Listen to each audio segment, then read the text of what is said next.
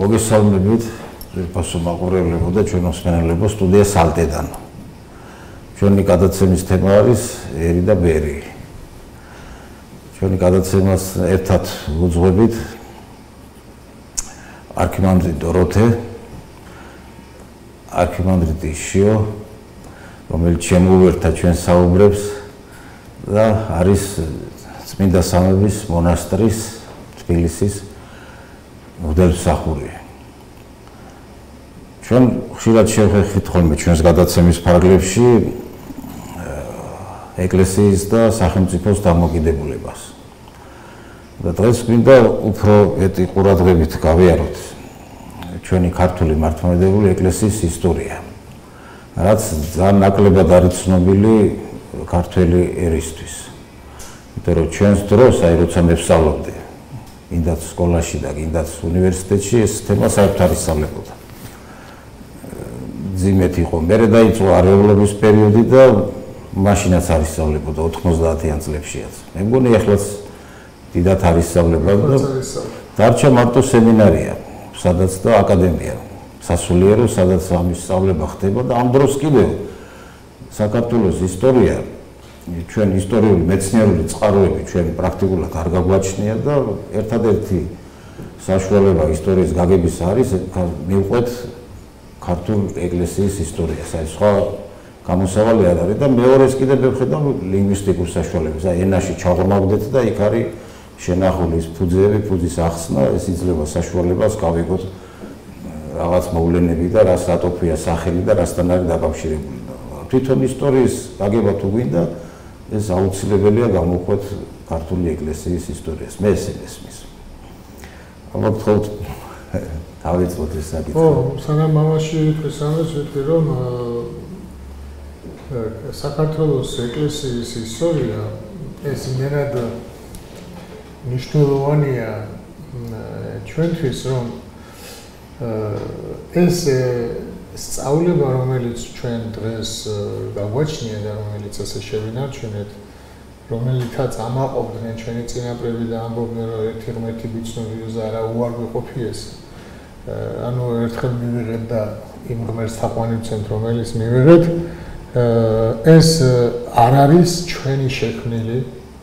ამიტომ საქართველოს ეკლესიის ისტორიას როცა ვამბობთ, აუცილებლად უნდა განვიხილოთ მთლიანად ეკლესიის ისტორია, რადგან ჩვენ ამ მთლიანად ეკლესიის ისტორიის ჭრილში ვარსებობთ.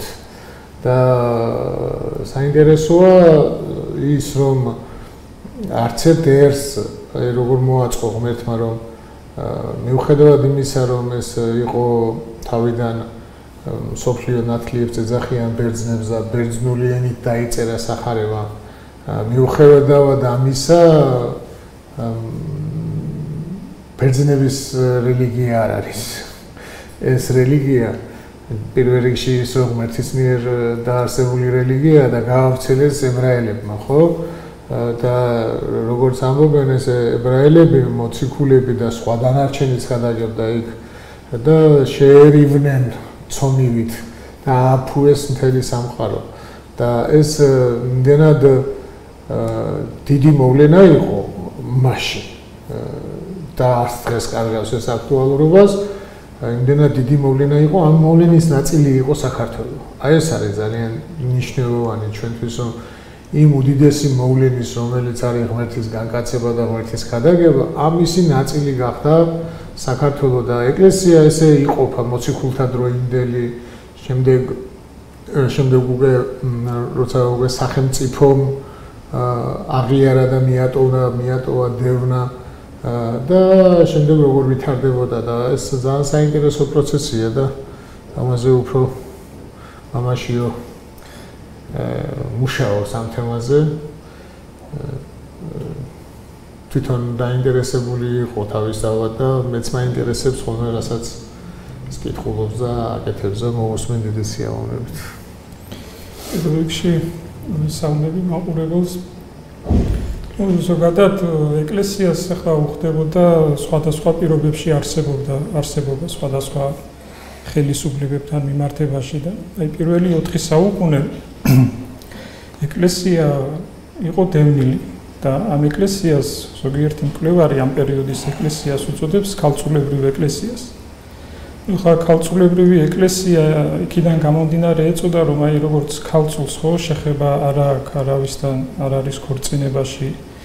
ასევე ამ პერიოდის ეკლესიას არ ქონდა არანაირი შეხება ხელისუფლებასთან. პირიქით დევნილი იყო მისგან. და ამ პერიოდის უარყოფითი მხარე იყო ის, რომ ქრისტიანობა იდევნებოდა ხოცავდნენ ქრისტიანებს და ამავდროულად პრობლემა იყო ქრისტიანული მოძღვრების სწავლების გავრცელება. და ერთადერთი რასაც ქრისტიანობა ითხოვდა ამ პერიოდში ხელისუფლებისგან, ეს იყო დევნის შეწყვეტა. და მთელი აი აპოლოგეტი მამების მოღვაწეობა და შრომა სწორედ აქეთკენ იყო მიმართული, რომ შეეწყვიტათ ქრისტიანობის დევნა და ამ პერიოდში არსებული ქრისტიანული კანონები მოქმედებდა უშუალოდ მართლმადიდებლებზე და მორწმუნე საზოგადოებაზე, სხვა დანარჩენზე არ ვრცელდებოდა. ეს სურათი ახლა უკვე მე-4 საუკუნიდან, როდესაც უკვე კონსტანტინე დიდმა აკრძალა ქრისტიანობის დევნა და შეეცადა იმას, რომ იმპერია ერთი სარწმუნოების და ერთი რელიგიის ქვეშ გაერთიანებინა, ეს უკვე შეიცვალა. და ამის შემდეგ აი თეოდოსი დიდმა საერთოდ სახელმწიფო რელიგიად გამოაცხადა ქრისტიანობა და ბოლოს იუსტინიანემ მიიღო ესეთი მოდელი, რომ აი ეკლესია და სახელმწიფო თითქმის პრაქტიკულად ესე ერთ ორგანიზმად ჩამოაყალიბა, ერთ სხეულად. შეიძლება შეკითხვა რომ დაგისვათ. აი ჩვენ მსმენელისთვის რომ განმარტოთ, იმიტომ რომ ხშირად ხდება ხოლმე ეს კითხვა, რას ნიშნავს სახელმწიფო რელიგია ქრისტიანობის? ხო, სახელმწიფო რელიგია გულისხმობდა იმას, რომ როგორც აი ეკლესიის მიერ მიღებული კანონები ავიდა სახელმწიფო დონეზე. ანუ სახელმწიფო ატარებდა ეკლესიურ კანონებს ქვეყანაში. და ასევე ის კანონები, რომელიც ეკლესიამ მიიღო, უпростоრად სახელმწიფო მიიღო ეკლესიასთან მიმართებაში, ეკლესიაც ვალდებული იყო ეს კანონები ეცნო როგორც საეკლესიო კანონები. და ამ პერიოდში ხა ქრისტიანობა მაგალითად მარტივი რო იყოს დასაგებად ძველად ხო არ იყო ერთცოლიანობა. არამედ ხო, მრავალცოლიანობა ძველახმაშიც და წარმართებშიც. ხო და ეკლესიური იმით, როცა ეკლესია ერთი იყოს, რადგან ქრისტე თქვა ერთი ისა. სახელმწიფო და იმპერიამაც მიიღო ეს კანონი. ეხლა ეს კანონი რო გვაქვს ჩვენს ერთცოლიანობის კანონი, ხო, ეს მიღებულია ქრისტიანული გააზრებიდან. ძალიან ბევრია დღესაც კანონები, რომლებიც ქრისტიანულ საფუძველს აკავებს. მაშინ მეორე შეკითხვას აქვე ჩავრთავ.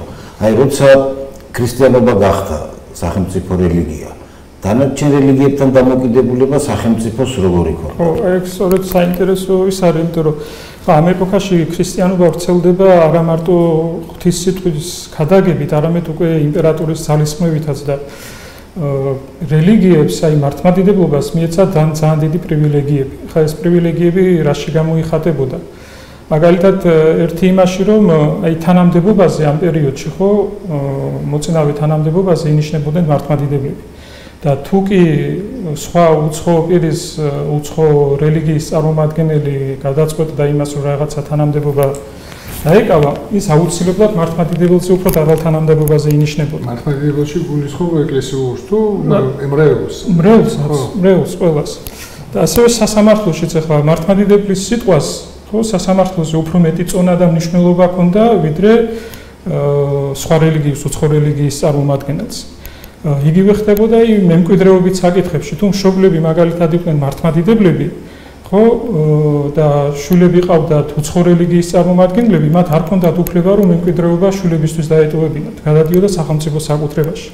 და თუ მაგალითად მშობლები იყო უცხო რელიგიის წარმომადგენელი და შვილები ყავდა, ხო, მართლმადიდებლები, მაშინ მშობელს არ ჰქონდა იმისი უფლება, რომ თავისი შთამომავლობისთვის მემკვიდრეობა არ დაეტოვებინა. და ასევე თუ მშობელიც და შვილიც ორივე უცხო რელიგიის წარმომადგენელი იყო, მაშინ ეს ქონებაც მშობლების გარდაცვალების შემდეგ გადადიოდა სახელმწიფო საკუთრებაში. ახლა აი განათლებაშიც ხო მაგალითად იუსტინიანემ გააუქმა ათენის აკადემია, ხო და ამის მიზეზად განაცხადა ის, რომ თავდაპირველად ამ ათენის აკადემიის მასწავლებლებს შესთავაზეს მიიღოთ მართლმადიდებლობა. რაზეც მათ უარი განაცხადეს და იუსტინიანემ გააკეთა ესეთი განცხადება, რომ ის, რასაც ათენის აკადემია ასწავლისო, ესო სახიფათო არისო როგორც ქრისტიანული მოძღვრებისთვის, ასევე სახელმწიფოსთვის საშიშროებას წარმოადგენს. და შეუწყვიტა მათ დაფინანსება და შესაბამისად უკვე დაიხურა ეს ათენის აკადემიაც. იგივე იყო მაგალითად სამხედრო სამსახურთან მიმართებაშიც ჯარში ხო იწვევდნენ მართლმადიდებლებს და აქაც მაღალ თანამდებობებზე, ჯარშიც სამხედრო თანამდებობებზეც მართლმადიდებელი უნდა ყოფილიყო თუ რაღაცა გამონაკლისის შემთხვევა არ იყო და ეს ახლა ყველაფერი მეტყოლებდა იმას, რომ ამ მხრივ სახელმწიფო უმდობლობას უცხადებდა სხვა რელიგიის წარმომადგენლებს. და შესაბამისად წარმოიშვა პროტესტი წარმოიშვა როგორც უცხო რელიგიის წარმომადგენლების მხრიდან, ასევე თვითონ მართლმადიდებლების მხრიდანაც. ახლა ეს პროტესტი რაში გამოიხატებოდა? აი მაგალითად, როდესაც ანტიოქიაში გავრცელდა ნესტორიანელობა, თავად ნესტორიც ასურელი იყო და მოსახლეობის უმრავლესობამ მიიღო ნესტორიანელობა და მხოლოდ იქ ცხოვრები ბერძნები დარჩნენ მართლმადიდებლები. ასევე იგივე მოხდა ალექსანდრიაშიც, როცა ჯერ არიოზელობა წარმოიშვა და შემდეგ უკვე მონოფიზიტობა, კოპტურმა მოსახლეობამ უმრავლესობამ თითქმის ყველამ ალექსანდრიაში მიიღო მონოფიზიტობა. და აქაც მხოლოდ ბერძნები დარჩნენ მართლმადიდებლები. ახლა აქედან ჩანს ის, რომ ამ ერესებს ხო არ ქონდა მარტო სწავლებითი დაპირისპირების შინაარსი, არამედ უკვე ატარებდა პოლიტიკური დაპირისპირების შინაარსაც, იმიტომ რომ ამ დაპყრობილ ქვეყნებს არ ქონდათ იმისი ძალა, რომ ძალისმიერად გაენთავისუფლებინათ იმპერიისგან თავი და აი ამ ერესების მეშვეობით ცდილობდნენ სახელმწიფოში ხო ხო ესე რელიგიაში თავისი იმპერიის გასაძლიერებლად იყენებდა თავისთავად მე კონსტანტინოპოლის ბიზანტიის იმპერია ხო ანუ ეგა ცუდი ხო ყველაფერს კარს აკეთებდა თქვა მართლა უფრო ქრისტიანობის მაშინ არ იყო მართლმადიდებლობა როგორც ესე ცალკე ქრისტიანობა იყო და კი ეკლესიას გაუკეთა მაგრამ შემდეგ ეკლესიას და ამ სწავლებას იყენებდა იმპერიის გასამტკიცებლად და შესანარჩუნებლად. და აი ამ შემთხვევაში ირღვევა ქრისტიანობა ფაქტიურად, რა სახელმწიფო და ეკლესიის ურთიერთობას აქ მინუსი, რომ როცა სახელმწიფო თქვათ ეკლესიას რაღაცა საქმეს უკეთებს, მე ეკლესიას იყენებს თავისი ინტერესები, ძალაუფლების შესანარჩუნებლად. დღესაც ესე ხდება, ესე ხდებოდა, ესე ხდება. და აი ეგ არის ძალიან ცუდი, რომ შემდეგ უკვე ეკლესია იძულებულია თვალი დახუჭოს იმაზე, რაშიც ეკლესიას იყენებს სახელმწიფო. და რამაც დაშალა შემდეგ იმპერია ფაქტიურად. ხო, აი საერთოდ აი ამ ერესებს ძალიან დიდი როლი მიუძღვით რომის იმპერიის ღვევაში, როდესაც მუსულმანები შემოესია არაბული მუსლიმები შემოესწრნენ რომის იმპერიას, აი ამ ანტიოქიის და ალექსანდრიის მოსახლეობა მხარს უჭერდა უკვე ამ მუსლიმებს, იმიტომ რომ მათ უყურებდათ როგორც აი განმანთავისუფლებლებს ისე. ანუ მეხუთე კოლონის როლს თამაშობდნენ ისინი, ვინც ერესში იყვნენ. და ფაქტობრივად გამოვიდა ის, რომ აი ამ იმპერიაში უკვე მფარველობის ქვეშ იყვნენ მხოლოდ მართლმადიდებლები და ის სხვა რელიგიის წარმომადგენლები თითქმის აი კანონგარეშე შეიძლება ითქვას აღმოჩნდნენ. ახლა აი ამას აკრიტიკებენ საერთოდ აი კონსტანტინეს დღევანდელ ეპოქაში, აი თუ თავიდან კონსტანტინე დიდის ამნაბის ძალიან დიდი ისეთი დადებითი გამოხმაურება ჰქონდა, დღეს უკვე აი ეს უარყოფითი შემფასებლები უფრო მეტად მომრავლდა. და აკრიტიკებენ იმაში, რომ კონსტანტინემ კი გაანთავისუფლაო დევნისგან ეკლესია, მაგრამ სახელმწიფოზე დამოკიდებული გახადაო. და ასევე დაივიწყაო ეკლესია გამიწიერდაო და დაივიწყაო ის თავარი აი სახარებაში რო არის მაცხვარი რო ეუბნება მართას ერთი რამ არისო საჭირო აი ეს დაივიწყაო ეკლესიამ ანუ თავარი იყო მარიამის სიტყვის რასაც მარიამი აკეთებდა სიტყვას უსმენდა ღვთის სიტყვას უსმენდა აი ეს დაივიწყაო ეკლესიამ და ეკლესია არა მარტო ღვთის სიტყვას უსმენდაო არამედ მიწიერ ხელისუფალთა სიტყვასაც ისმენდაო და ეს პროტესტი ხო არა მარტო ახლა ისტორიულ მკვლევარებში, არამედ თვითონ აი წმინდა მამების ნაშრომებიც არის მაგალითად ოქროპირი ამბობს ესეთ რამეს, რომ დაცარიელდაო ეკლესიებიო, ტაძრებიო, ხალხი აღარ დადისო ღვთისმსახურებაზეო. ასევე ნეტარი იერონიმეც ამბობს, რომ ეკლესიაო მოწამეობრივი პერიოდის შემდეგო გამდიდრდაო და განდიდდაო, მაგრამ ზნეობრივად გაღარიბდაო. და სწორედ გამოიწვია იმან, რომ ესეთი მჭიდრო კავშირი იყო ეკლესიასა და ხელისუფლებას შორის, იმდენად იყვნენ ერთმანეთზე გადაჯაჭვულები და აი თუ მაგალითად პირველ საუკუნეებში ხო ადვილი იყო იმისი ამოცნობა თუ რისთვის მოდიოდა ადამიანი, მაგალითად თუ უნდა რომ გამხდარიყო სასულიერო პირი, ადვილი საცნობი იყო რომ ის მართლა ღვთის შიშის და რწმენის გამო მოდიოდა, იმიტომ რომ ნებისმიერ წამს და წუთს შეიძლებოდა ეს ადამიანი ამის გამო ეწამებინა და მოეკლათ. და მეოთხე საუკუნის შემდეგ უკვე, როდესაც აი ეკლესია ესეთი პრივილეგირებული ხდება, აქ სახელმწიფოსგან დაფინანსება, თავისუფალია გადასახადებისგან, ინიშნებიან უკვე სახელმწიფო თანამდებობებზე, აქ უკვე რთული გახდა იმისი ამოცანა, თუ რამიზნით ამოხსნა, თუ რამიზნით უნდებოდა ადამიანს გამხდარიყო სასულიერო პირი.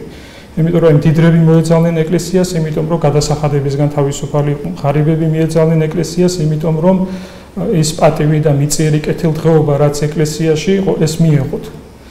და ასევე ვისაც უნდოდა რაღაცა სახელმწიფოებრივი წინსვლა და წარმატება, თუ ის მართლმადიდებელი იყო, ამასაც ვერ აღწევდა და ამიტომ ეკლესიას შემოეპარა ბევრი ისეთი უღირსი სასულიერო პირი, როგორც სახარებაში არის ცხრის ტყავში მგლები, ბევრი გაჩნდა ასეთ დროს ეკლესიაში. აი დევნა თუ იყო სხვა რწმენის და სხვა ერესების. კი, პრივილეგიები არ ქონდა. არა, დევნაც იყო, სიკვდილითაც ისჯებოდნენ. აი იმპერატორები მაგალითად სიკვდილით ისჯებდნენ უღირს ღვთისმსახურებსაც კი. აი მაგალითად თუ ზოგიერთი იმპერატორი სახელმწიფოებრივად აწინაურებდა სასულიერო პირს, იყო ისეთი იმპერატორებიც, რომლებიც პოლიტიკური მოღვაწეობის გამო სჯიდნენ სასულიერო პირებს და მაგალითად ესეთი შემთხვევა იყო აი კონსტანტინე მერვემ, რომელიც ბიზანტიის იმპერატორი იყო, ერთ-ერთ სასულიერო პირს ენამოაჭრა პოლიტიკური მოღვაწეობის გამო. და აი საერთოდ რჯულის კანონშიც ხო ხშირად მუდმივად არის შეხსენება იმისა, რომ სასულიერო დასის წარმომადგენელს ეკრძალება სახელმწიფო სამსახურში ყოფნა. ეს არის აი მოციქულთა კანონებშიც არის მეხუთე მსოფლიო საეკლესიო კრებაზეც, აი მეხუთე საუკუნის კრებაზეც არის მეშვიდე ეს მსოფლიო საეკლესიო კრებაზეც ამაზე საუბარი. ანუ მამები მუდმივად ახსენებდნენ სასულიერო პირს, რომ ეს გადაცდომა ისჯებოდა რჯულის კანონით და ამას ჰქონდა ეთყობა ისეთი ხშირი ხასიათი და ამიტომაც იყო, რომ მამები მუდმივად აკეთებდნენ ამაზე აქცენტირებას. მე მახსოვს ესეთი მომენტი სერაფიმ მსაროველის ცხოვრებიდან.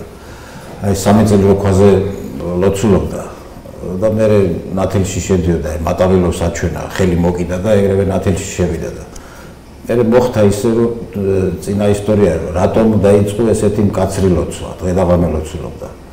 დღე კელიაში იყო და ღამე ტყეში მგლებთან ერთად და დათვებთან ქვაზე. თურმე ესეთი მომენტი მოხდა რომ აი სერაფიმ მსაროველის შესთავაზეს წინამძღვარი გამხდარი იყო საროვის მონასტრის და მან უარი კითხვა, მაგრამ გულში სიხარულის ჭია შემეპარაო და მაშინე დავკარგე ნათელია და ამიტომ 3 წელი ესე თავდადებით აღარ ფეხზე არ გამდგარა მუხლებზე იდგა და მithumet სახელმწიფო სამსახური ეთყობა ნამეტარი ძნელი რამე იქნება.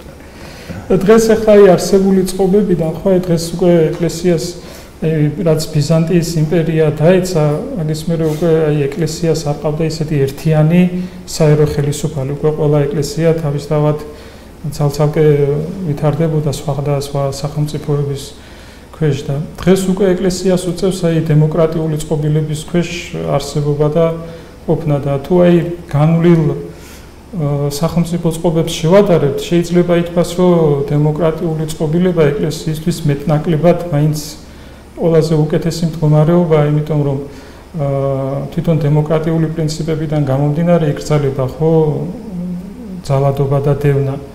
ასევე მიღებულია სიტყვის თავისუფლება. ეს ყველაფერი ქრისტიანობას ხელს აძლევს.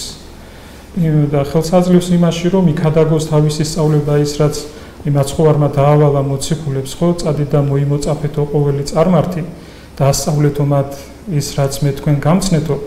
აი ამისი საუკეთესო საშუალება აქვს დღეს ქრისტიანობას. თუ ადრე მაინც მეტნაკლებად რაღაცა სახელმწიფოსთან ვალდებულებებში იყო ქრისტიანობა, ეკლესია და რაღაცა მოვალეობები ჰქონდა, აი ამ ყველანაირი პასუხისმგებლობისგან დღეს თავისუფალია. აი ადრე იყო მაგალითად უფრო ძველ აღთქმაში თუ რამე აი ვინმეს კეთრი შეეყრებოდა, მღვდელი ამოწმებდა ამას და უშვებდა ცალკე საცხოვრებლად. და როდესაც განიკურნებოდა კეთრისგან და უბრუნდებოდა თავის საცხოვრებელს, მღვდელს უნდა დაემოწმებინა. ანუ რაღაც გარკვეული სამედიცინო მოვალეობაც ჰქონდა სამღვდელოებას და დღეს ამისგან სრულიად თავისუფალია ეკლესია.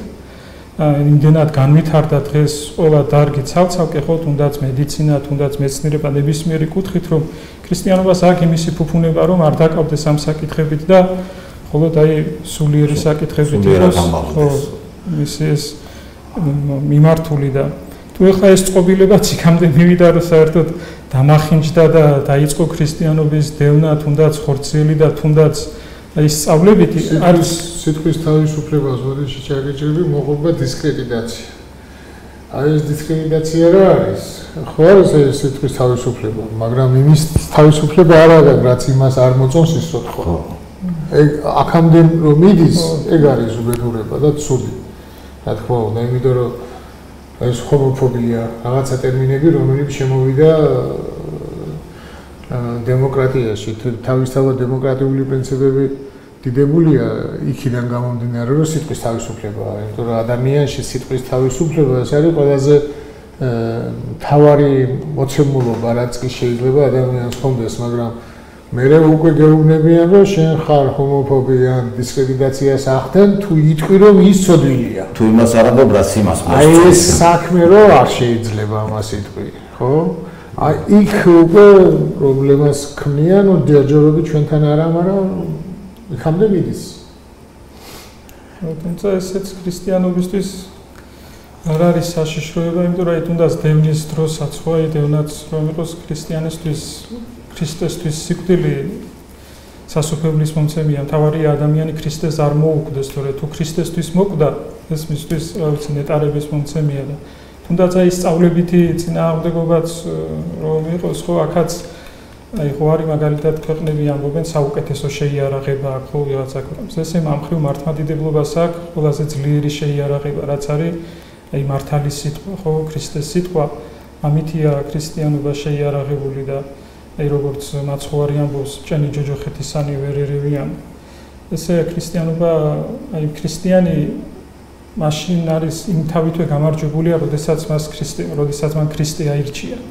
მაგრამ მთავარია ჩვენგან ერთი რამ, რომ აი ჩვენ დაუთმოთ უფალს, რომ აი როგორც ფსალმონში წერია დაუთმე უფალს და გაძლიერდიო, ხო, ესე თუ ჩვენ დაუთმობთ უფალს, ხო, უფალი ჩვენთან იქნება და ნებისმიერ სიტუაციაში დევნა იქნება ეს ხორციელი სიტყვიერი თუ რაც არ უნდა სახელმწიფო მართლობის ქვეშ აღმოჩნდეს ქრისტიანობა ყოველთვის გამარჯვებული იქნება თუ ღმერთს დაუთმობთ. აი ესეთი შეკითხვა გამიჩნდა უცებ ისტორიულ ნაწილს რო დაუბრუნდეთ. აი რა მომენტში გაჩნდა თვითონ ესეთი გაგება პატრიარქისა და რა მოითხოვა ეგეთი აუცილებლობა? პატრიარქობის ინსტიტუტი. პატრიარქობის ინსტიტუტი რო ვთქვათ ხო ესე. პირველად აი ეს ხდება თუ არ ვცდები მეოთხე მსოფლიო საეკლესიო კრებაზე და ეს პატრიარქობის ინსტიტუტის წარმოჩენა და პატრიარქობის ინსტიტუტი წარმოშვა იმან რომ აი პატრიარქი არის როდესაც შენს არა მარტო შენს ტერიტორიაზე გაქვს იურიდიული ტერიტორია, არამედ სხვა ქვეყნის ტერიტორიებზეც რო გყავს წარმომადგენლები, აი ამან გამოიწვია. აი ამას ნიშნავს პატრიარქობის და ეს პირველად იყო როდესაც აი მსოფლიო პატრიარქის ტიტული მიენიჭა კონსტანტინოპოლის ტახტს, იქიდან მოდის ამაზე მეტნაკლებად ესეთი ინფორმაცია წყაროები აქედან არის. აი რა კუთხით მინდა ეს კითხვა ისევ გავიმეორო. ეს ინსტიტუტი შეიქმნა იმისთვის, რომ თავის მრევლთან მართვა ყოფილიყო, ურთიერთობა ყოფილიყო გაადვილებული თუ სახელმწიფო აპარატთან ურთიერთობისთვის, რომელი უფრო მნიშვნელოვანი იყო. აი განაცხადი სახელმწიფომ უკვე ჩაბრა დაიწყო სულიერებისა და რაღაცნაირად ხომ შეწინააღმდეგებოდა ამისთვის გაჩნდა თუ თავისუფლებთან ორივე საქართველოში აღდგენის შემდეგ ეძახიან პატრიარქს მანამდე მცხეთის კათოლიკოსი იყო და იგივე სანიშნავს კათოლიკოსი და პატრიარქი კათოლიკოსი სიტყვა კათოლიკე კარგი სიტყვა ერთიანს ნიშნავს საერთოს საყოველთაოს და ეგ შემთხვევითი არის თქვა კათოლიკეს უეძახიან ჩვენ მართლმადიდებლებს ესე დაიყო თორე კათოლიკე ქვია მსოფლიო პატრიარქსაც ეკუმენური ეკუმენოს ანუ კათოლიკე ხო და ანუ საყოველთაო და თვითონ პატრიარქობა როგორც ასეთი ტიტული არ არის ტიტული არის მთავარეპისკოპოსობა იყო ადრე ყველაზე დიდი ნუ მე ხელდასხმა და მიტროპოლიტობაზეც მაღლა დგას მთავარეპისკოპოსობა ჯილდოა და დღეს აი საბერძნეთს პატრიარქი არ ყავს ყავს მთავარეპისკოპოსი თვითონ ეკლესიას და ის არის ეპისკოპოსია ჩვეულებრივად ოღონდ მთავარეპისკოპოსია და პატრიარქი ნიშნავს პირველ მამას პატრი ანუ მამა არის და პირველი უმთავრესი მამა პირველი მამა და ეს ტერმინი შემოვიდა შემდეგში მე მგონი მეგრულიდან მოდის პატენიდან პატენიც იქიდან მოდის პაპიდან მოდის აი იმის აღდგენის დროს ავტოკეფალიის აღდგენის დროს რეგულად პაპას ეძახიან მღვდელს როდესაც ამაზე ბრძოლა დაიწყო მაშინ როდესაც ეს მოითხოვა საქართველოს ეკლესიამ რუსეთი თანახმა იყო იმაზე რომ ჩვენთვის პატრიარქობა და ავტოკეფალია მოეცა ეროვნული ნიშნით რაც ძალიან ისეთი მძიმე დარღვევა იყო იმიტომ რომ არ არსებობს ეროვნული ნიშნით არის მხოლოდ ტერიტორიული ნიშნით აი ეგ მომენტი როდის ჩამოყალიბდა რომ ეროვნული ნიშნით ნიშნავს როდესაც აი შენს ქვეყანაში მხოლოდ საქართველოში მარტო როცა ქართველები არიან შენი ეკლესიის წევრი და სხვა ეროვნების წარმომადგენლები სხვა ეკლესიის წევრები არიან და შენ სამწყსოს არ ეკუთვნის. ანუ ისევ აურია სახელმწიფომ ეს მომენტი. და თვითონ ეგ როდის მოხდა? აი ქართული ეკლესიის გამოყოფა, ანტიოხიის ეკლესიის, აი კათოლიკებს ხო წინვაც ერთ ენაზე მიყვარს. ერთადერთი ცნობაა ისიც ამბობს სახარების განმარტებელი გამოვისვა რომ ამბობენ რომ საქართველოს ეკლესია არის დამოუკიდებელი ავტოკეფალური ამბობენ რომ ასევე გიორგი მთაწმინდელთან არის ამაზე კამათი რომ მას დაიბარებს ანტიოქიის პატრიარქი და რომ ეუბნება რომ ჩვენ უნდა გვემორჩილებოდეთო აი სოუხსნის ანდრეისთან ვარ შეწედებული და ეხლა ჩვენ ანდრია მოგოციაო თქვენ პეტრემო და ანდრია უკადაგაო პეტრესო ქრისტეო თორე პეტრეს კი არ უკადაგნი ანდრიასთვისო და ამიტომ თქვენ ჩვენ უნდა გვემორჩილებოდეთ ეს პრობლემები სულ იყო და საერთოდ როგორი რაღაცა იყო იცი ტენდენცია ყველა ეკლესია რომელსაც მოციქულები აარსებდნენ და ყველა ეკლესია რომელიც არსებობდა ავტოკეფალური იყო მაგრამ მე რომ სახელმწიფოების გადანაწილება მოხდა ცენტრებმა ჩაყლაპეს ავტოკეფალიური ეკლესიები და ფაქტიურად ესე გამოვიდა რომ ეს ავტოკეფალიას უკვე იმპერია იძლეოდა იმპერიის garaშე ავტოკეფალური რა ნიშნებით იყო ეროვნული ტერიტორიული თვითონ თვითმართველი იყო მაშინ და მერე გახდა უკვე იმით ტერიტორიულით ავტოკეფალიურობა და ჩვენზე ყოველთვის ხონდა ბიზანტიას პრეტენზია და ამიტომ შეიძლება აი კონსტანტინოპოლი რო არ ცნობდა ხო ფაქტია იმიტომ რომ 96 წელს გვაღიარა ახვიდგინა მაგრამ მანამდე არცად არ არის ფაქტი რომ კონსტანტინოპოლი საქართველოს ეკლესიას ცნობდა საუკუნეების მანძილზე ვიღავი დამოუკიდებელი მაგრამ არ ცნობდა და აი წილვა რა ენაზე ხდებოდა ჩვენთან დასაწყისში სავარაუდოდ ბერძნულად და მერვე საუკუნეში არის უკვე რომ ამბობენ რომ სახარება მოკლედ როგორი ის ქონდათ, იცით რომ ეს იმპერიული სურვილი იყო ებრაულზე უარს ვერ ამბობდნენ, იმიტომ რომ ებრაელი იყო ქრისტე და ებრაულად ეწერა ჯვარზე, ლათინურად და ბერძნულად. ამიტომ ამ სამ ენაზე შეიძლება მხოლოდ წირვაო. ესე რაც არაეკლესიური აზროვნება იყო, არაეკლესიური აზროვნება იყო, ეს იმპერიული აზროვნება იყო სულთან. იმპერიას არ აწყობდა სხვა ენები. ხო, არ აწყობდა იმპერიას და გავლენის დიახ, ენა თავისთავად ეს ნიშნავს. უკვე და ცალკე მიდიხარ და ამიტომ არის ენას რო ებრძვიან და იმპერიული სული ყოველთვის სხვა ენას ებრძვის. ხო და აი ესეთ იმას ამბობდნენ და ეს არაეკლესიური საიდან არის? საიდან ვამტკიცებთ, რომ ჩვენ ეს არაეკლესიურია, იმიტომ რომ როდესაც სულიწმიდა გადმოვიდა მოციქულებზე, სხვადასხვა ენაზე ლაპარაკდნენ. იქ სამ ენაზე კი ასაუბრობდნენ. აი კოპტურად საუბრობდნენ, სხვადასხვა ენებზე საუბრობდნენ, აღწერილია ზოგიერთი ენა. ყველას თავისი ესმოდა. ყველას თავისი ესმოდა.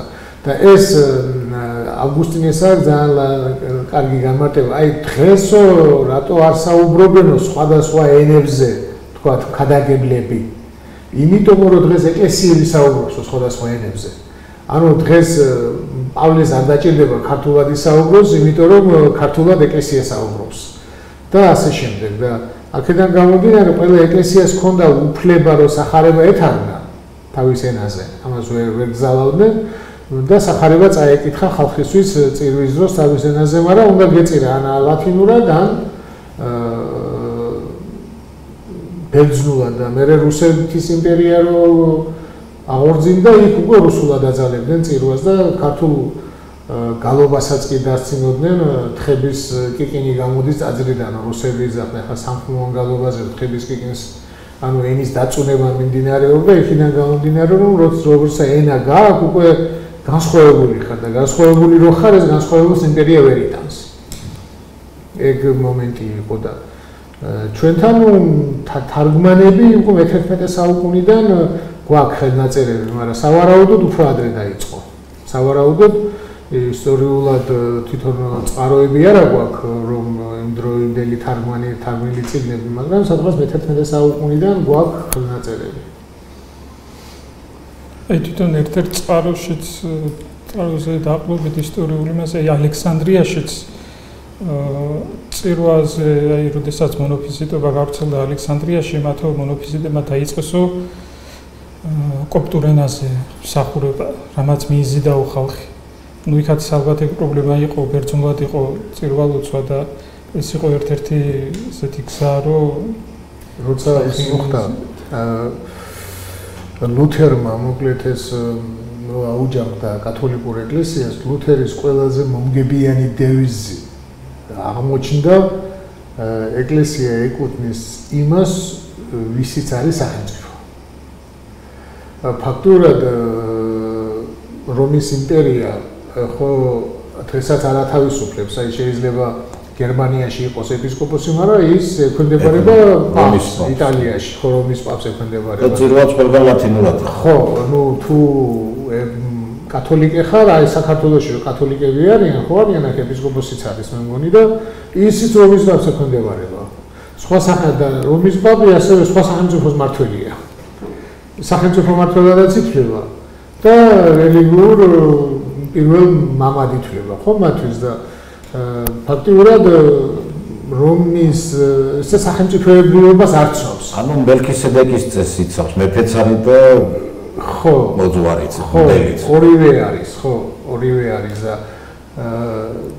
აქედან გამომდინარე ლუთერის ეს სიტყვებმა დიდად იმოქმედა ხალხზე.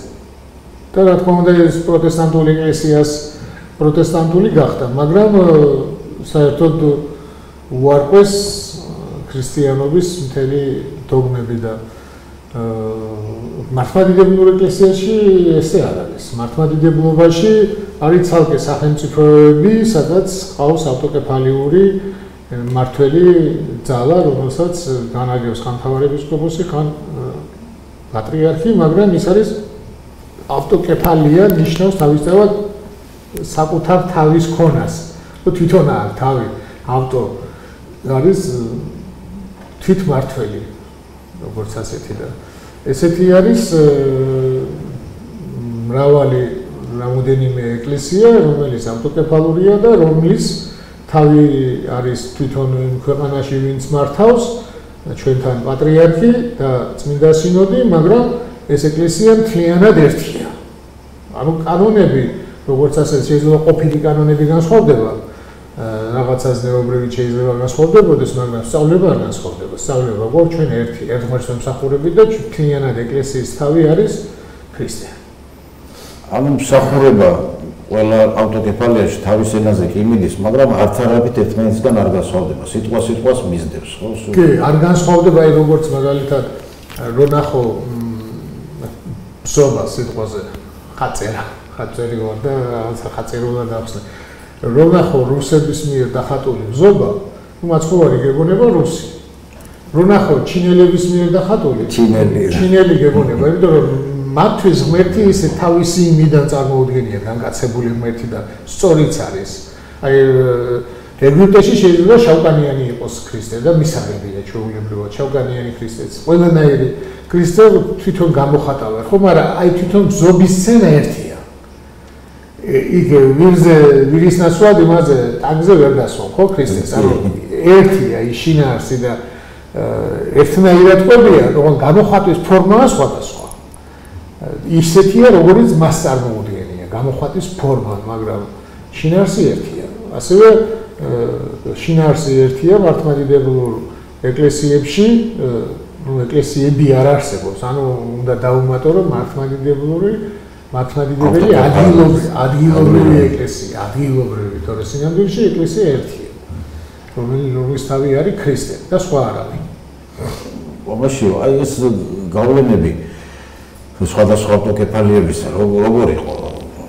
არსებობს კი საერთოდ ერთი ავტოკეფალიური ეკლესიის მეორეზე გავლენა, ან ჩარევა იმის საქმეში, თუ იქ რაღაც შეცდომები ხდება, რაღაც სხვანაირად მიდის. ისტორიულად როგორ აღვაქვს ეს?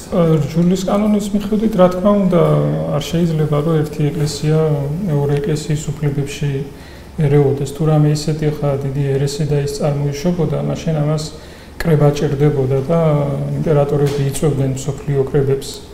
და ამ კრებაზე წყდებოდა ამა თუ იმ ეკლესიას რა გადაცდომა ჰქონდა და კრება ადგენდა ვინ იყო განსაკვეთი და ვინ იყო პირიქით მართალი და ეს ესე ცალკეულად ხო რომელიმე ეკლესიას რო ჩაერლიოს ვიღაცის საქმიანობაში ამის უფლება არც ერთ ეკლესიას არა კრებამ უნდა გადაწყვიტოს თუ რამე ერთ ეკლესიას მეორესთან რაღაცა გაუგებრობა აქვს და ერთმანეთს მაგალითად შეწყვეტენ ევქარივ კავშირს ან რაღაცა თვითონ სახარების პრინციპიც როგორია ხო თუ ძმამო შეგწოდა ვიდეო და ამხილეო თუ არის მინაო ორთან ერთად ამხილეო და მე უკვე ეკლესიასთან ერთად ამხილეო ანუ ეკლესია ნიშნავს კრებულს უკვე და აი ამ პრინციპით არის როდესაც ორ ეკლესიას რაღაცა სადაო საკითხი აქვს და ერთმანეთში თვითონ ვერ წყვეტენ ამ საკითხს მაშინ უკვე იკრიბებოდა სოფლიო კრებები იმპერატორების ზოგ შემთხვევაში მათი ჩარევით, ზოგ შემთხვევაში მათი ჩაურევნელობითაც და იქ წყდებოდა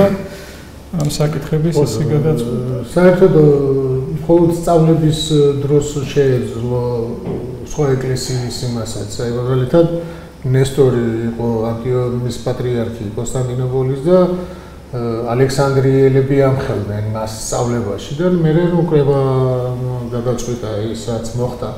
თორე სხვანაირად ეკლესია ყოველთვის ერთი ეკლესია მეორე ეკლესიას უნარჩუნებდა თავის იმას სამწყსოს თუ რამე მოხდებოდა პოლიტიკურად. აი პოლიტიკური ისა როგორი რაღაცა არის იცით რომ აი მაგრამ ყურადღებით ყოფნა ჩვენი ვალდებულება რომ რაღაც ერესი არ განვითარდეს. კი, ერესი არ განვითარდეს, მაგრამ აი დღეს მაგალითად ხო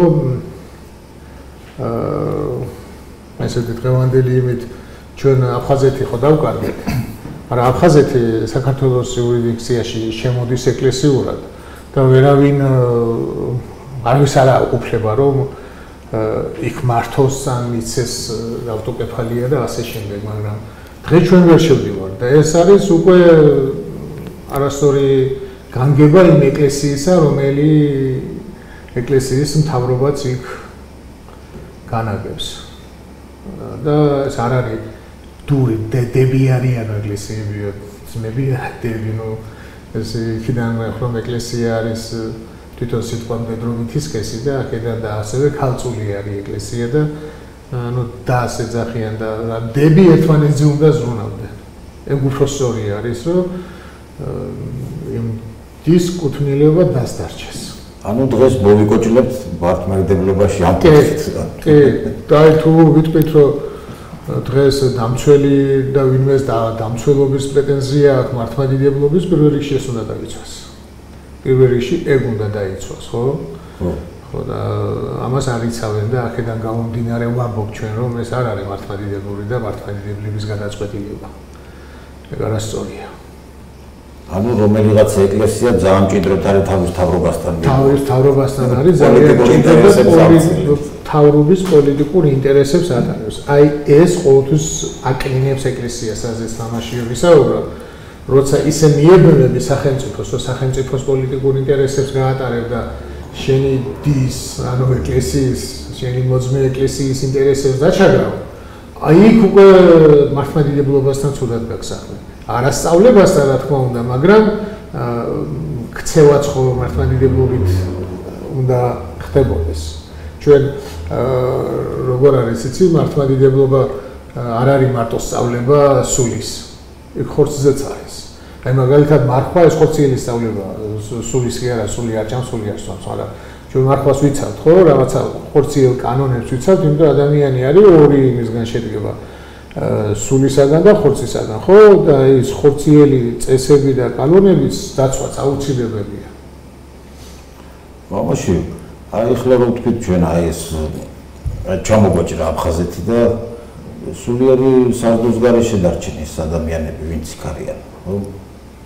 კანონს არ ექვემდებარებიან. ნებისმიერი მსახურება იქ შესული პრაქტიკულად კანონ გარეშე ხდება. აი ჩვენ ისტორიაში როგორ იყო ხოლმე? ესეთი მოვლენა ხა პირველ შემთხვევა არ არის, ხო? სულ ვიპყრობდნენ, სულ ვამბობთ, სულ ვიღაცის გავლენის ქვეშ ვიყავით და პატარა პერიოდები ქონდა დამოუკიდებლობის და აღორძინების. აი როგორ ხდება ეს? ხა დამპყრობელიც ვინ იყო? საერთოდ აი ეკლესიაში იყო ესეთი პრაქტიკა, რომ მაგალითად თუ ორი ქვეყანა ერთმანეთში ომობდა და ერთი მიიტაცებდა მეორის ტერიტორიებს, იქ არსებული ეკლესია ახორციელებდა იმ დაპყრობილ ქვეყანაში მსახურებებს, მაგრამ აღიარებდა, რომ ეს არ იყო მისი იურიდიულ იმაში არ შედიოდა და როგორც კი ეს ტერიტორიები დაუბრუნდებოდა და დაიბრუნებდა ის ქვეყანა თავის ტერიტორიებს, ეკლესიაც ავტომატურად უკვე გადიოდა, დამპყრობელი ქვეყნის ეკლესიაც გადიოდა იქიდან და აღიარებდა, რომ ეს ეკუთვნოდა იმ ქვეყნის იურისდიქციას. ანუ დამხმარეს როლს თამაშობდა. ხო, დამხმარეს როლს თამაშობდა, მაგრამ არანაირი პრეტენზიას ვერ აცხადებდა, რომ ის მის საპატრიარქოში შედიოდა მას. აი თუნდაც ჩვენს ეკლესიაშიც ახლა რაც მოხდა, ხო, აი საქართველოს ეკლესიას აქვს ძალიან დიდი გამოცდილება, თუნდაც ისეთი ნაბრძოლი ეკლესიაა და გამოცდილება აქვს თუნდაც დევნის, თუნდაც აი ბიზანტიური მოდელის ქვეშ ყოფნის და ასევე აი კომუნისტური რეჟიმის დროს არსებობის და აი ბიზანტიური მოდელის სანამ შემოვიდოდა, აი ჩვენი ისტორიკოსები ამბობენ, რომ გრიგოლ ხანძთელის ეპოქაშიო საქართველოს ეკლესიაში ეკლესიის საქმიანობაში სახელმწიფო ვერ ერეოდა, ეკლესია არ აძლევდა მას ამისუფლებას, მაგრამ აი დავით აღმაშენებლის მერე ეს უკვე იცვლება. და დავით აღმაშენებლის დროს ჩვენ აი ვხედავთ პირდაპირ ისეთ ბიზანტიურ მოდელს, როდესაც სახელმწიფო და ეკლესია უკვე ერთმანეთთან კავშირში არიან და ეს რაში ჩანს ახლა აი თუნდაც იმაზე, რომ საერო თანამდებობებზე, ხო, სახელმწიფო თანამდებობებზე ინიშნებიან სასულიერო პირები. და აქაც მოხდა ის, რომ აი დავით აღმაშენებელმა ორი ხელი ერთად გაერთიანა. და დავით აღმაშენებელს აი აღმაშენებლის რეფორმას რო ამბობენ საეკლესიოს, ეს რეფორმა არანაირად არ იყო მიმართული იქ საეკლესიოში და საეკლესიო კანონებზე. იქ აღმაშენებელმა კი დასაჯა ზოგიერთი მღვდელმთავრები თავიანთი საქციელიდან გამომდინარე, მაგრამ დავით აღმაშენებელმა ამავდროულად გაატარაო გრიგოლ მთაწმინდელის იდეები. ანუ გრიგოლ მთაწმინდელის იდეა იყო ის, რომ ეს უმაღლესი საეკლესიო ხარისხი არ გადაცემულიყო გვარიშვილობით, არამედ ღირსებით. და ეს იმიტომ რომ იმ დროში აი ძირითადად უმაღლეს იერარქიაზე იყვნენ თავადური ოჯახის შთამომავლები. და ეს აღმოფხრავო დავით აღმაშენებელმა თავისი ესეთი პოლიტიკით. და შემდეგ უკვე აი საქართველოს ეკლესია შეიძლება ითქვას ყველაზე მწარე გამოცდილება აქვს უკვე აი რუსეთთან ურთიერთობის, ხო? 19 საუკუნის დასაწყისში რუსეთმა გაგვიუქმა ავტოკეფალია და ამ ავტოკეფალიის გაუქმების მიზეზი იყო რა, რომ აი პეტრე პირველიდან მოყოლებული რუსეთს თავისთავად არ გააჩნდა თავისუფალი ეკლესია განაგებდა ობერ-პროკურორი. თავისი პატრიარქია ჰყავდათ და სინოდს განაგებდა ჩვეულებრივი საერო პირი, რომელიც ძალიან დიდი კანონდარღვევა იყო და თავისთავად რუსეთის იმპერია ვერ მოითმენდა იმას, რომ საქართველოში ყოფილიყო ავტოკეფალური თავისუფალი ეკლესია, როდესაც თვითონ არ გააჩნდა თავისუფალი ეკლესია. და ამიტომაც გაგვიუქმა ავტოკეფალია, რომლის არანაირი კანონიერი ეკლესიური საეკლესიო კანონიერი უფლება მას ამისი არ გააჩნდა.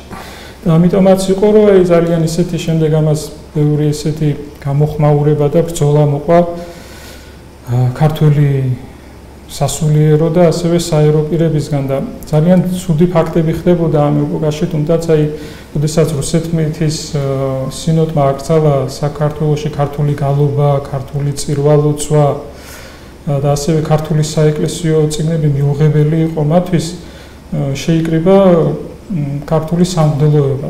დაახლოებით 450-ზე მეტი სასულიერო პირი შეიკრიბაო და მათ მოამზადეს გარკვეული წერილი, რომ იმპერატორისთვის ემცნობებინათ თუ ეგზარქოსის მმართველობის ქვეშ რაც უძღეში იყო ჩვენი ეკლესია და მშვიდობიანად მოემართებოდნენ ხატებით და ჯვრებით ხელში დღევანდელ რუსთაველის გამზირზე და ეგზარქოსმა დაახვედრა ხალხი და მათრახებით სცემესო ეს სამღვდელოება ესე დაშალესო.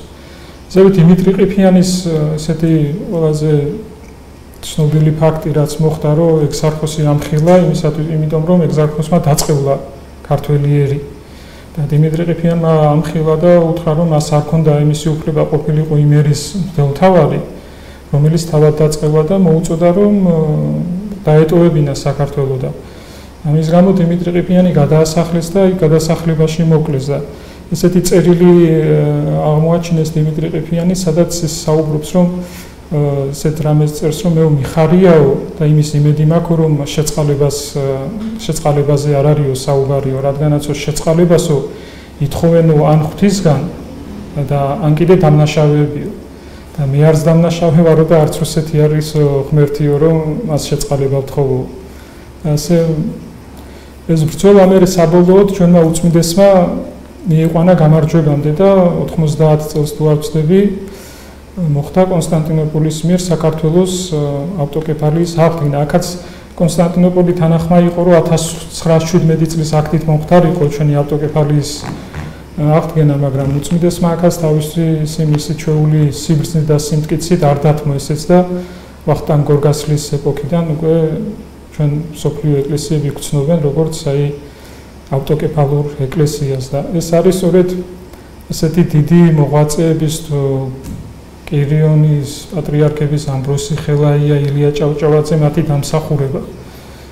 კირიონმა პატრიარქმა ესეთი სიტყვებით მიმართა, როდესაც ის პატრიარქად გამოირჩიეს, გილოცავთო, რადგან არა ვართო მონა, არამედ აზნაურო.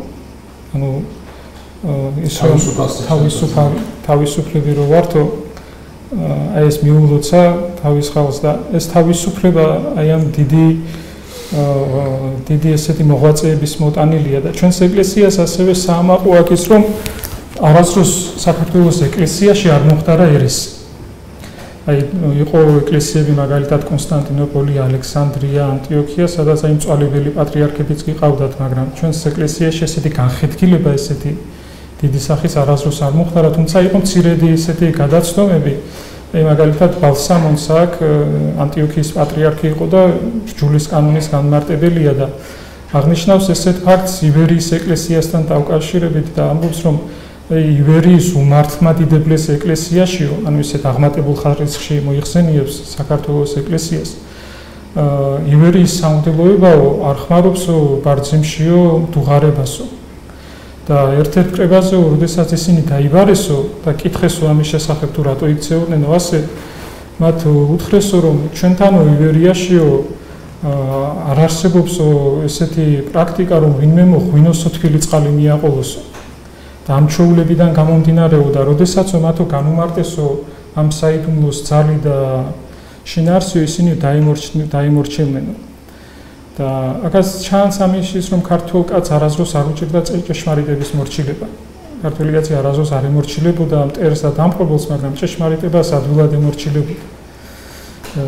ასეთი მაგალითად აი ცდელობა 90-იან წლებშიც იყო რაღაცა განხეთქილების შემოტანის აი ეკუმენიზმთან დაკავშირებით, რაც უწმიდესმა ისევ თავისი სიბრძნით, ისევ მტკივნეულოდ მოაგვარა ეს საკითხიც და ის რომ დღეს ჩვენ ესეთი ავტოკეფალური და თავისუფალი ეკლესია გვაქვს, აი ესეთი დიდი ეკლესიები, მაგალითად გადაშენდა კართაგენის ეკლესია, უდიდესი ეკლესია იყო, დღეს საერთოდ არ არსებობს, რომის ეკლესია გადაგვარდა და დღეს კიდე ჩვენ რა ვიცი გვაქვს ეს ავტოკეფალური ეს თავისუფალი ეკლესია და სწორედ ამ დიდი ხალხის დამსახურებაა და ასევე ქართველი ერის თლიანობაში, იმიტომ რომ აი თეკლა ბატონიშვილის ცხოვრებაში არის აღწერილი, რომ ერეკლე მეორის შვილი იყო და თავის შვილებს ძუძუსთან ერთად ერის სიყვარულს და ეკლესიის სიყვარულს აწოვებდაო და ესე იყვნენ ყოველთვის ქართველი ოჯახები, რომ ბავშვობიდანვე, ყრმობიდანვე უნერგავდნენ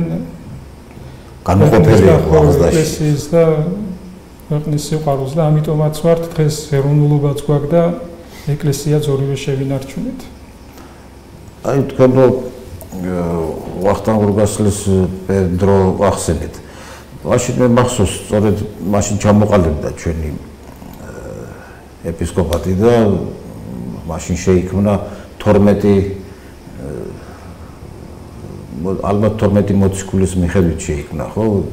12 ეპისკოპოსი იყო და ისინი მართავდნენ საქართველოს პატრიარქის მეთაურობით და თუ როგორ იყო რა მოსაზრებით მოხდა ესე დაყოფა?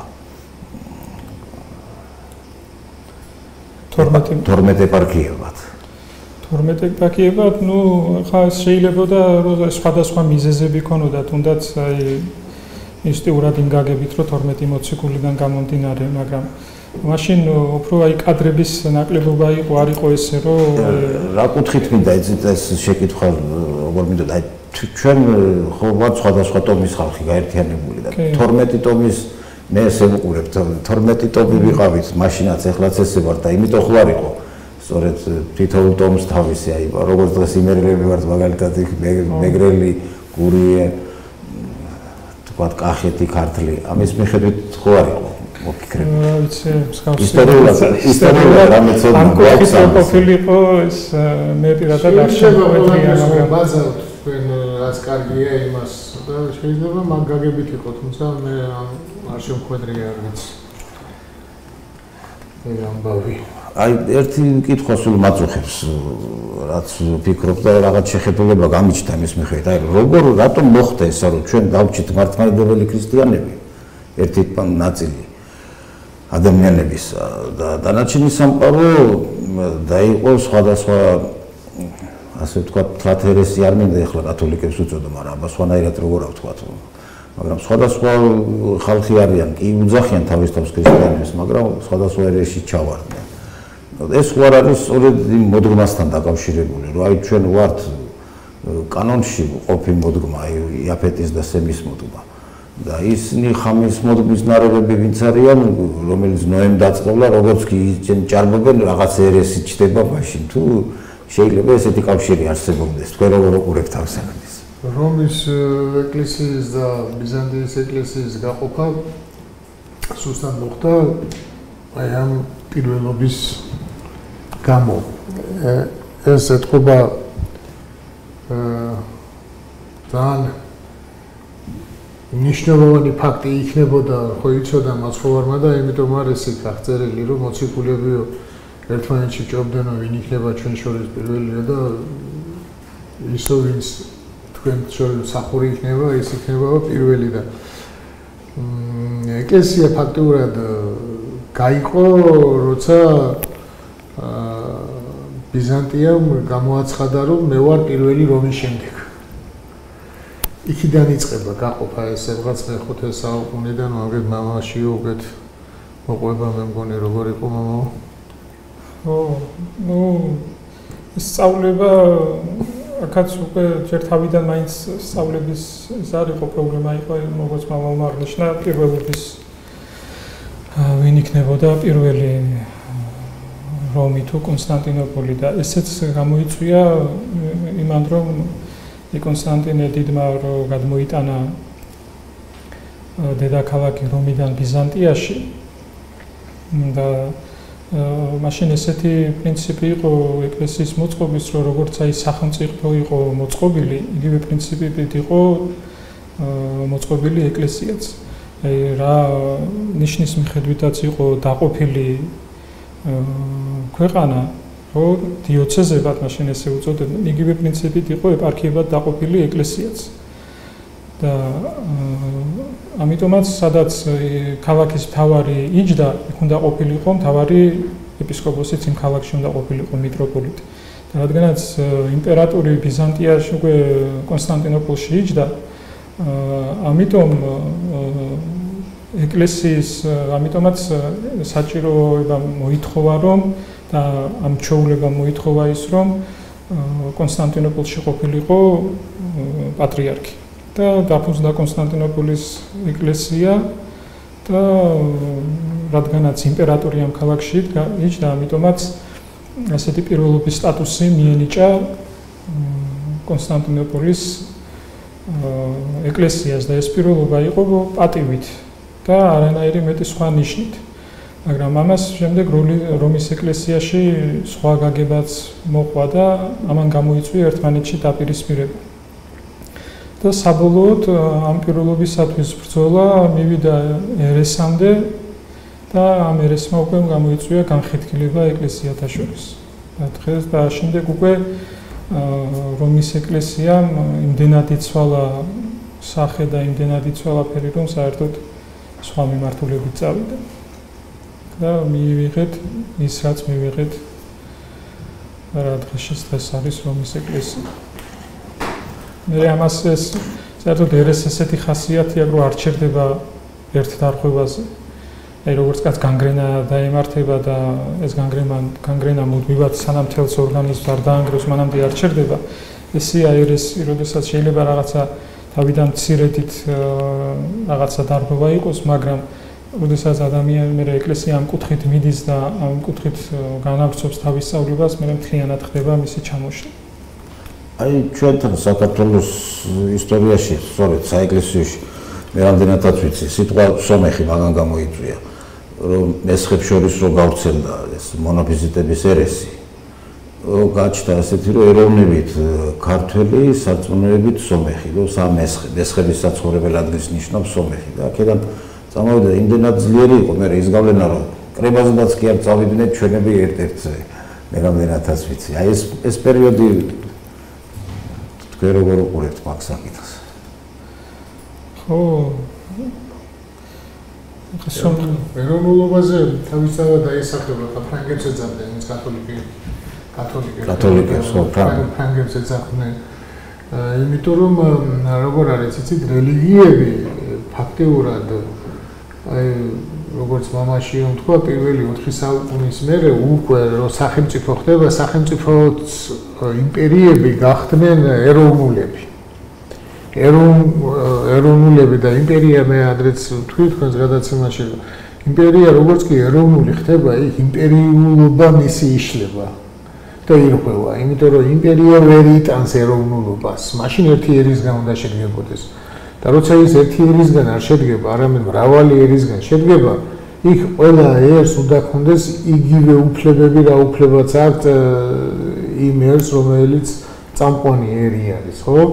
ხო და აქედან გამომდინარე, აი მაგალითად მაშინ მახსენა ისლამი ფაქტიურად არის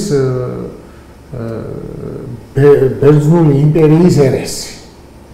და ის გადახვევები, რაც ხდებოდა სარწმუნოებრივი თქვა კოპტებთან, აი სომხებთან, ეს იყო ბერძნული იმპერიის დაპირისპირება. ბერძნული იმპერიის პროტესტანტები ბერძნობის დაპირისპირება, როგორც ლუთერი და კალვინი და ცვინგლი რო ის იყვნენ პროტესტანტები, სხვადასხვა ქვეყნის წარმომადგენლები იყვნენ. და ნუ ლუთერმა ყველაზე მეტად მოახერხა რომ გერმანია თვითონ მოეშორებინა კათოლიციზმისთვის და გერმანია განვითარდა ცალკე. განვითარდა პროტესტანტულ იდეებზე, იმიტომ რომ თვითონ იმპერია როცა მე ვარ და ჩემი ნაბადიო რო იტყვის და ამავდროულად ეროვნებაზე რო ამყარებს ამ იმას თავის ეროვნულობაზე, იქ იშლება ის იმპერია. იმიტომ რომ იმპერია არის მრავალი ხალხის მიერ შედგება და რადგან მრავალ ეროვნულობას არაა გასაქანი და ერთ-ერთი უნდა გახდე. იქ ყოველთვის ჩვენთან როდის იყო რევოლუციები თუნდაც მეფის რუსეთის წინააღმდეგ, როცა ჩვენობა გვეგრძალებოდა, ან ენა გვეგრძალებოდა, ან ეროვნულობა და ასე, მაშინ ჯანმდება ერი და მაშინ არ უნდა ეს რომ ის გახდე შენ. ეგ მომენტი არის და მაგიტომაც იყო ალბათ ეგ თქვენ ასვით სომეხს ეძახდნენ თუ როგორ. აი დღევანდელ დროს რომ უცებ გადმოვიდეთ. ჩვენ ყავდა მეფე. დღეს მეფე აღარ ყავს. ეს მადლი კიდევ მეფის მადლი, ის მეფის სული ძლება მადლს. ვიღაც ადამიანებში ეს ბუდობს. მე ესე ვფიქრობ, რომ აი ეს მეფის სულით მლოცველი ყოველთვის ყავს ერს, ვიღაცა მოდის, ან ჩანს ის, ან არ ჩანს. ილიას ხო ეძახდნენ, უგურბინო მეფეს და მიტროპატრიარქს, ანუ ილია იყო, მაშინ ეს რომელზეც იყო გადმოსული ეგ მეფის სული. ხო და დღეს აი როგორ ხედავთ ამას? ჩვენ ხო მინდა რომ მეფე ყავდეს, ხო და აი მე ვფიქრობ, რომ აი ეს დღეს თავადაზნაურობას აღარ ყავს, ეს ხო მმართველობის რაღაც სულიერი კავშირი იყო, უწყვეტი. ხო, რაც შეეხება მეფობას, მოდით ესე გეტყვით, რომ ისრაელმა რომ მოითხოვა მეფობა, მაშინაც ეს მოთხოვნა ღმერთმა დაუწონა მათ. მოთხოვნა როგორ იყო? ისა ჩემ კითხვას დავაზუსტებ. მე ვფიქრობ, რომ აი ეს მადლი, რაც იყო თავადაზნაურობის და მეფის მადლი, ეს გადმოვიდა ეკლესიას. მე ესე ვფიქრობ.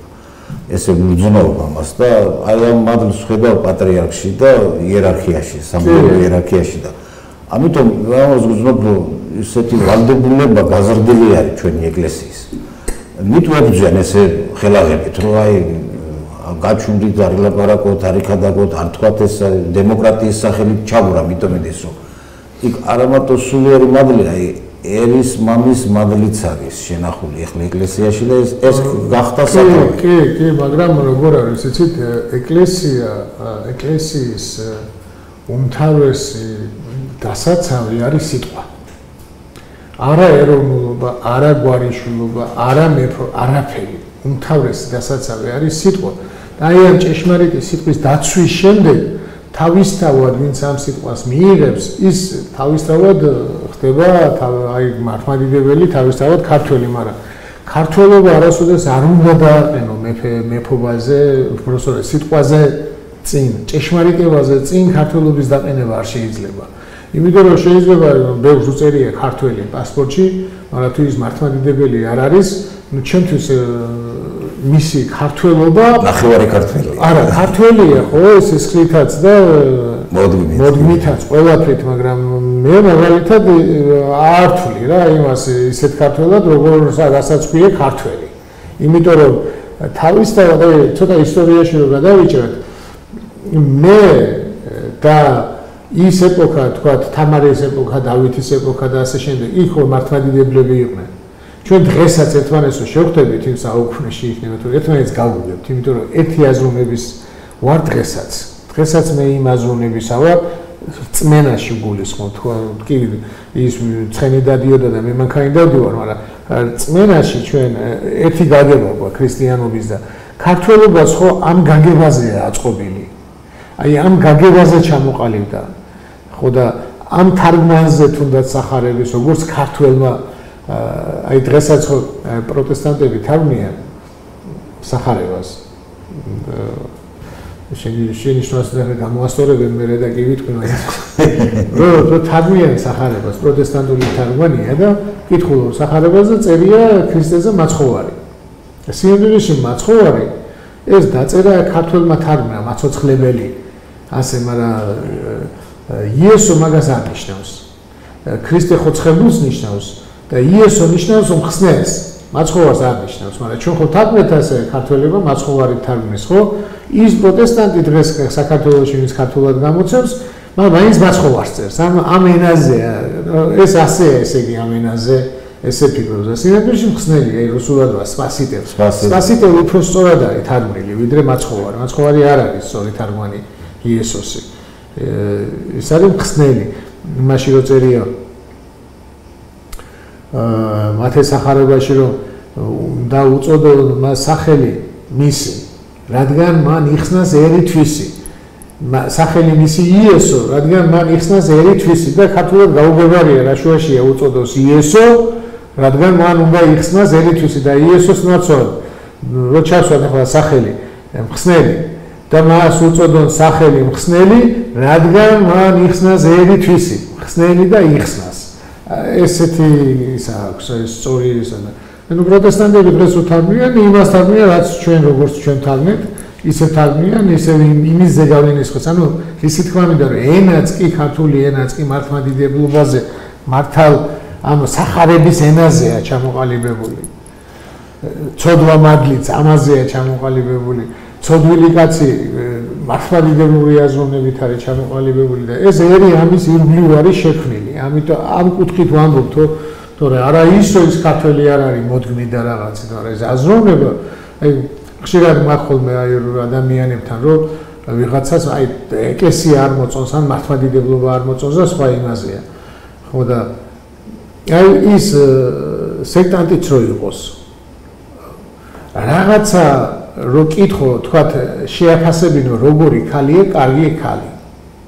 ან როგორი კაცია, კარგი კაცი. შეგიფასებს ისე შეგიფასებს ისე როგორც მართლმადიდებლური. ოღონდ იმან არ იცის რომ ეს მართლმადიდებლური შეფასებაა. და მიგეთ არ იცის ის, მაგრამ მაინც ამით აფასებს, იმიტომ რომ ქართული ცნობიერება სხვა არაფერია, სხვა არ გვაქვს ჩვენ არაფერი. ჩვენ გვაქვს ისე როგორც გავიგეთ ეს მართლმადიდებლობა, ეს ქართულად როგორ გამოვთქვით, აი ეს არის ქართველობა. სხვა არაფერი. მაგაზე მეცინება ხოლმე ისინი ერეტიკოსები რომ ამბობენ ჩვენს წელთაღრიცხვამდე რომ ჩვენ რომ ეთახმებიან ქრისტეს დაბადები და ხო ახალი წელთაღრიცხვაც ამოვიდა ამით აღიარებენ სხვა ჯურის ხალხო ეს ახალი წელთაღრიცხვი ანუ ჩვენა ვართ მთავარი თავგვაღიარებენ თავგვეჭიდავებიან ამაში რა მეთქვა კითხოთ კიდევ აი სწორედ ამ მეფეს და ვერის დამოკიდებულებაზე, ანუ ეკლესიის დამოკიდებულებაზე რო თქვა. აი როცა პერიოდები როგორ იყო ჩვენთან, როცა უჯულო ანდა ნაკლებმორწმუნე მეფეები გამოგვადგებოდნენ ხოლმე, ანუ მეფოთ რჩებოდით ხოლმე. აი მაშინ როგორ იყო ხოლმე ეკლესიის როლი. მე რამდენადაც ვიცი, ეკლესია იღებდა თავის თავზე წინამძღოლობას და მოწოდებას და მიმართავდა ხოლმე ერთ და ამით გადავრჩით. კი, უწევდა ეს პერიოდები თუ შეიძლება აქაც რა მოგვიყვეთ. ეკლესიას უწევდა ხოლმე რა თქმა უნდა ასეთ რთულ ვითარებაში გარკვეული როლის და ფუნქციის აღება, მაგრამ როგორც აი მამადორობთან აღნიშნა, ეკლესიის მთავარი მოვალეობა მაინც ეს არ იყო, მაგრამ როდესაც შენს ხალხს რაღაცა ჭირდება თუ ეს რაღაც ისეთ დიდ დარღვევას და იმას არ იწევს ეკლესიური სწავლებით, მაშინ რა თქმა უნდა დაუდგეს შენს ხალხს გვერდით. პირველ რიგში მაინც არ უნდა დაგვაუწყდეს ის, რომ მთავარი ფუნქცია არის ღვთის სიტყვის ქადაგება ეკლესიისთვის. და ამაზე უნდა იყოს აგებული მერე ამისი გათვალისწინებით უნდა მოხდეს მერე სხვა დანარჩენი რაღაცა როლის მითვისება ეკლესიისთვის და არანაირად ის, რომ ეკლესიამ უფრო უპირატესოდ დააყენოს რაღაცა მწიერი საკითხები, ვიდრე სულიერი საკითხები. იმიტომ რომ ეს საბოლოოდ მიიყვანს კათოლიციზმამდე ეკლესიას, რაც დაემართა რომს, იმიტომ რომ რომის ეკლესიამ სწორედ ეს მოხდა რომის ეკლესიაში, როდესაც იმპერატორები უკვე ვეღარ იმპერატორობდნენ რომში, ესე რომ ვთქვათ, და დაპყრობილი იყო სხვა უცხო ტომებისგან და ბარბაროსებისგან. ეკლესიამ აიღო სწორედ ეს როლი რომის იმპერიაში. და უკვე მიითვისა სახელმწიფო ფუნქციები და უკვე რომის პაპი წარმოადგენდა არა მარტო ეკლესიის მმართველს, არამედ სახელმწიფო მმართველსაც. რაც აი ყველაზე დიდი დარღვევა იყო და იმიტომაც დაემართათ ის, რომ დღეს უკვე რომის ეკლესიაში პაპი არის როგორც საეკლესიო, ასევე სახელმწიფო მმართველი, რაც ძალიან ისეთი უხეში დარღვევა არის, იმიტომ რომ მაცხოვრის ფაქტიურად ვატიკანის არის, მაგრამ ეს ფორმალურია, თუმცა თავის ძროზე ფორმალური არ იყო ეს. თავი ჯარი წყობდა თომა აკვინეოს ჰქონდა ეგეთი სწავლება, რომ ყველა მეფე, აქ იგულისხმებოდა საფრანგეთის, გერმანიის და ესპანეთის და ყველა მეფეები უნდა დაემორჩილოსო პაპს და ამაზე აკრიტიკებდნენ სარარის საფუძველზე ამბობ ამას, რომ პაპს უნდა ემორჩილებოდეს სხვა მეფეები. ხო და რა თქმა უნდა, ამან გამოიწვია პროტესტანტიზმი მთლიანობაში, პროტესტანტიზმი დიდად სწავლებას და მართალი სწავლების აღმოჩენას კი არ გამოუწევია. იმას რომ არ ემორჩილებოდნენ, არ უნდათ სულიერი და ხორცელი მართველი ერთი ყოფილიყო და ამის გამო მოხდა და ეს ჩვენთანაც გამოიწვია ძალიან. ან ყოველთვის როცა სახელმწიფო ვალდებულებებს იღებს ეკლესიას რაღაც მომენტში შეიძლება ერის დასაცავად მოხდეს, მაგრამ შემდეგში უკუჩვენება არ ძალიან დიდი. ისე უნდა დამომუნდეს თავის ადგილს, ხო? აი კვიპროსის მაგალითზე რა სიტყვით, ხო? თუნდაც აი სახარებაში ძალიან სხვა ამბობს, რაც ხო არის არამკვირვულ არსო მეუფებაში. ეს მიწიერი მეუფება და აი მიწიერი თანამდებობების ძიება სასულიერო პირისგან ნაირად მიუღებელია. როგორც სახარების მიხედვით, ასევე რჯულის კანონის მიხედვითაც. აი კვიპროსის პირველი პრეზიდენტი ხო მიტროპოლიტი იყო.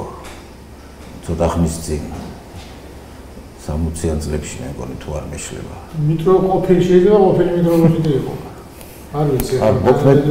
მიტროპოლიტი იყო და მე როგორც ვიცი მოუსწრაფეს სიცოცხლე იმ გლობალისტებმა მაშინ ეს სიტყვა არ იყო, მაგრამ ჩვენთანაც იყო დელი პრეფექტი ასე შემდეგ, მაგრამ რაღაცა რევოლუციის დროს ხდება. თუმცა მე ვუბრუნდება თავის არის. საქართველოს ისტორიაში ესეთი შეიძლება იმან ძირითული შეიტანა კვიპროსის განთავისუფლებაში და მთელი ისა, მაგრამ მე ის უნდა დაუბრუნდეს თავის ფუნქციას, თორე აი როგორ არის იცით, არასოდეს გრიგოლ ღვთისმეტყველს აქვს ეგეთი ესა რომ არ შეიძლება გამონაკლისი წესად ვაქციოთ. მოგიგეთ? ანუ გამონაკლისი შეიძლება 13 წლის ბიჭუნა გახდეს იმპერატორი, იმიტომ რომ სხვა ძე არ ყავდა. მაგრამ არ შეიძლება ეს წესად დაადგინო და 13 წლიდან იმპერატორი იყოს ბავშვი, ხო? არ შეიძლება. თუმცა გამონაკლისები ხდება. აი ეს ეკლესიაში არის გამონაკლისები, არის როცა ესე რაღაცები ხდება, მაგრამ ის წესად არ უნდა ვაქციოთ. აი თამარ მეფის კურთხევის ამბავი როგორ არის ეს ეკლესიურად? თამარის მეფეთ კურთხევა. როგორ არის იცით ეს თამარის მეფეთ კურთხევა ეს პრობლემას წარმოადგენდა რუსეთში და დღეს ახლა ქალისი საკურთხევა არ წარმოადგენს პრობლემას, მაგრამ ინგლისში. იმიტომ რომ რუსეთშიც იმპერატორი ითვლებოდა ეკლესიისა და ერის პირველ პირად. ეკლესიისთვისაც პირველ პირად იწოდებოდა. ეს არ იყო კონსტანტინოპოლში, ეს არ იყო საქართველოში. ანუ მეფე პირველ პირად არ იწოდებოდა. და ამიტომ მართლმადიდებლობაში მეფობა, ქალის მეფობა დასაშვებია.